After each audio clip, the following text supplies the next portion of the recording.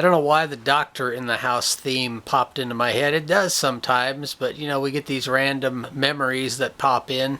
I remember my grandmother used to love that show back in the 70s when it was on PBS. And she was not the kind of person who would typically like British television shows, but for some reason that show really tickled her fancy. Of course, it was a comedy, and some mischievous blokes, I suppose, struck her as amusing. So, and we as kids would watch it too, but I think I got more enjoyment out of her enjoying the show than me enjoying the show per se. So anyway, let's get to the standard introduction for today's Half Price Music, Books, and Other Physical Media haul. It's not much of a haul today, but it's a literary edition of What Did I Buy at Half Price Books Today. Let's give it a look.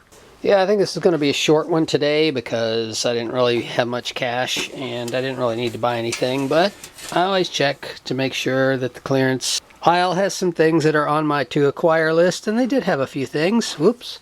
Let's do it this way. I got the unabridged Count of Monte Cristo by Alexandre Dumas.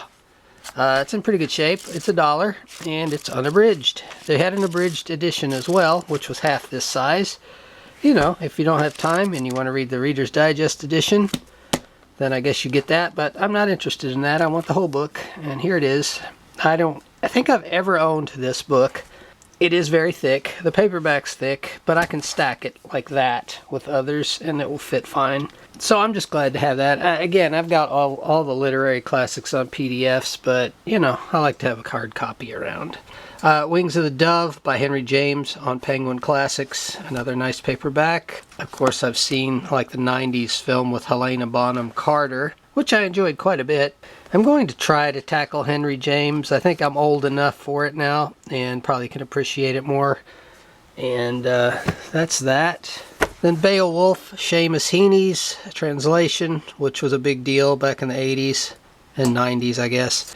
I already owned this. I used to have a hardcover of this, and I got rid of it. I think I traded it in for something, and this edition was $2. It's a much thinner paperback. Well, much thinner, a little bit thinner.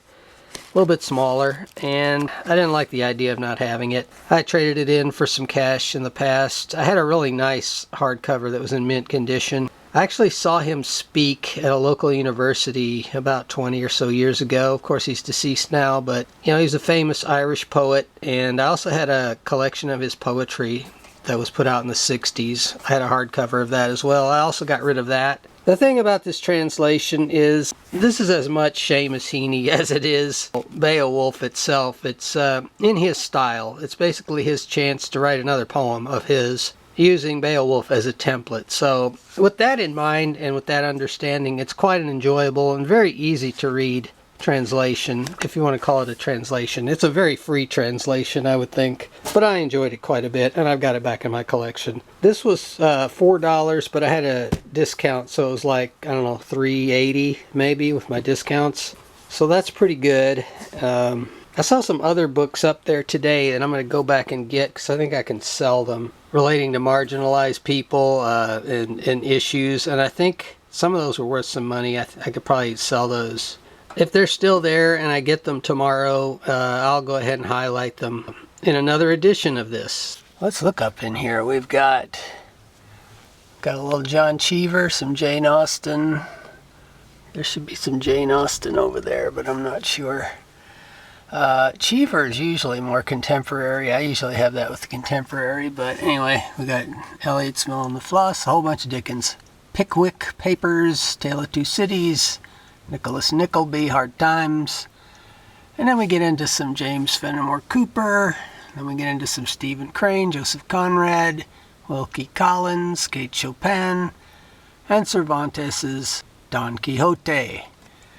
Got Magnificent Obsession with Lloyd C. Douglas, which was made, of course, into a famous movie in the 50s with, Jane Wyman and Rock Hudson. Two Dumas novels, Three Musketeers, Count of Monte Cristo, which I just got.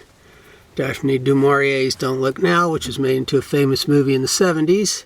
Two of Dreiser's classics, Sister Carrie and American Tragedy. We got a bunch of F. Scott Fitzgerald's here, pretty much the major ones. John Fowles, Daniel Martin, and The Magus. I love The Magus. That's one of my favorite novels of all time. I got a William Gaddis, a frolic of his own. I was trying to read the recognitions. I've never made it through that. I'm halfway through it. Maybe someday I'll pick it back up. Oh, here's another Dickens. Bleak House, Our Mutual Friend, and The Old Curiosity Shop. Another Daphne du Maurier, My Cousin Rachel, George Eliot, Silas Marner. Again, the Fitzgeralds, and then an E.M. Forster right there, and then a Ken Follett, the man from St. Petersburg. There's Arthur C. Clarke's 2001, another Stories of John Cheever, Anton Chekhov stories, Ward 6, etc. Some Truman Capote stuff in here. Pierre Boulez, The Bridge Over the River Kwai, stories of Harold Broadkey, Paul Bowles. There's The Sheltering Sky. That's another great novel. I love that. And then stories of Paul Bowles. Borges, Labyrinths here. Giovanni Boccaccio's The Decameron, Saul Bellows' Herzog, and another one sees the day. Max Beerbohm's The Leak of Dobson. This is a tremendous novel. This is one of my all-time favorites. It's so funny and so bizarre. Bronte's Jane Eyre. That's Charlotte Bronte, and then Emily Bronte's Wuthering Heights, which I quite like. Balzac, Harlot High and Low. The Arabian Nights Heritage Edition, and James Agee's A Life. I've got some James Agee film criticism elsewhere, and also have that The Death in the Family. That's not here, it's on the other shelf. Kingsley Amis, which probably should be on the other shelf. Some more John Cheever. And there it is. There's A Death in the Family by James Agee up there. John Fowles, French Lieutenant's Woman. I really like the film, but I've never read the book. Madame Bovary by Flaubert. And Rimmer Godden's An Episode of Sparrows. This was kind of just a waste book that I picked up maybe out of the trash somewhere. But I remember Rimmer Godden wrote that story, The River, which was made into this really great movie by Jean Renoir in the early 50s in color, a British movie. I think Martin Scorsese really liked that film. I did too. Got some Colette. Don't want to forget Colette. Got more Joseph Conrad back there, and some E.E. Cummings as well. What else? Yeah, we got the entire Decline and Fall of the Roman Empire by Gibbon, Edward Gibbon here. Very nice. Probably will never get to it. I tried, but I mean, look at it. Yeah, that's about it for now. There's more. There's a lot more. And there's more in other places, but this is the standard literary collection here. And here's all of Graham Greene in here, which is pretty big. But anyway, so that's part of the book collection.